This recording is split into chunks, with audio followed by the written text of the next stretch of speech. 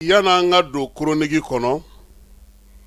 ni wati na ni tara Mali yoro yoro ni tara Bamako yoro yoro mobi kumbe ni minye okmana enyete ko la wa o kora munye do bolo ni ulut le fly ulut ka jisoro do ta dogokun kele do ere ko ngokulu ni Quran famana amena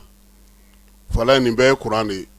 ni Quran be jibe ni Quran be connexion be ni Quran be barab sega ke tiendo energy nyemau u bora ka fa ambela jele nyena komi ye Quran do ni be kan minamu ni kana ka do chena anyere ye kiwari soro mamunu ba baraka fe kwa chena ba baraka falai de gunwara be anyulu fana kiwari soro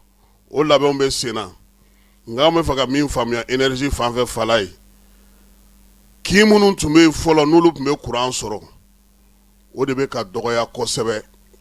kin chama ne be bi munun te ka Quran soro amba fuye o ka wuli ka joke Quran min tuma mbolo no tume mawbo uko toboto alibi bara munu me ka siga Quran min yere be ni mawbo sego mago nyeno ye o ka wuli ka joke ka do fara o kan itara kiri tige dalao Quran tige be itara mago nye barakero lao Quran tige be ni itara yoro yoro mogo bi kumeni minye opmana autaro ka mogo ame deguna wa bola barakelaw sudeli kelaw ma bela jile ne ba fiyina ka mogo kurantige be falai ama nyini energy ministry fe aka wuli ka joke kuranko ni jiko yi aka sege falai tiedo amado ka mogo degun be tiedo amado ka mogo energy minando tieneno tiedo ama kala ka mogo baraw be sena amado ka wuli ka jo be sena nga minimi ntuma mbolo ntana ndado shifuru la sabula Quran me soro tuko ngana seni wati ma bi antana shifuru fonga kimi be bi no ta soro Bamako kono yere dro o de kacha wa nga marabulu chama ulufuna be Quran go gela ko kuma ina dogo go taji ngo taji go kuma tsega fo taji alebe fala flana e munye ministry mi be no be malde wonu me koka nga ko kuna ka wuli ki jo ani malide chama ne nywanye munu ya fayana ko degume ulaw ka seben ko la an ya foya shien chama katla ka sega kan u ka fere sigi senga malide munu be nube na ko seben go yoro ka nyini uye u be sega tu kungo fo yoro mina sabula amega jomina mamunu me ka papio yelema bi kata jamana wore papio ta pasa on ta ka sega nyene bo o de ka cha ma dama min nana ya fala no ka bara chena munu me tunga fe no ka bara chena no tsika fo eski yere tuguni nu kalono kasula don yo yere ka soko nana o de kacha donc ama nyini nyema fe ni fem flying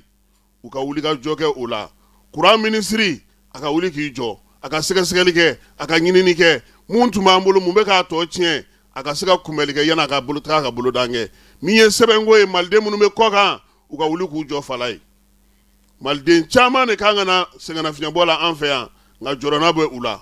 ni nana ni ka papier bana irete puma yoro ere soro o de ka jugu jekulu munun sigile ko ulu nga maldonga puma fo ulu matla joro nyini na folo ulu matla yere ka ko nyine bol la folo ulu matla miye mesega ni soro ntesega ni soro ka sega sigiro soro nyire ulu matlo la puma te ko maldon ama nyini gouvernement fe mara bolo be mami bolo krena no be maldonga ko kuna munu be sebengo nunguna fala ka fere sigi alni atenyere wa karsa aita ya aka taw kungo fanga ka sebo mina nga laje nga mogo be na ube la munu ube ta yanfe ube na yanfe do fana bo baragaro la ku ka waru mina ka du ute seben soro wanu ye seben fana du banu tara na fana ko seben fana mai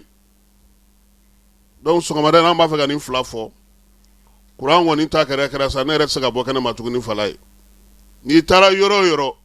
mogo bi kuma ni Quran go kuma indi malion du muyune usaballe sabula muno badon bi ka foko amed degum bari kono jamana fana be gele abadi konna na ni wati na ore la ma chama mu ne no ka sabali alsa alaka hakli mandi Quran ministry papier ko ministry ga saka family ke maldunga deguna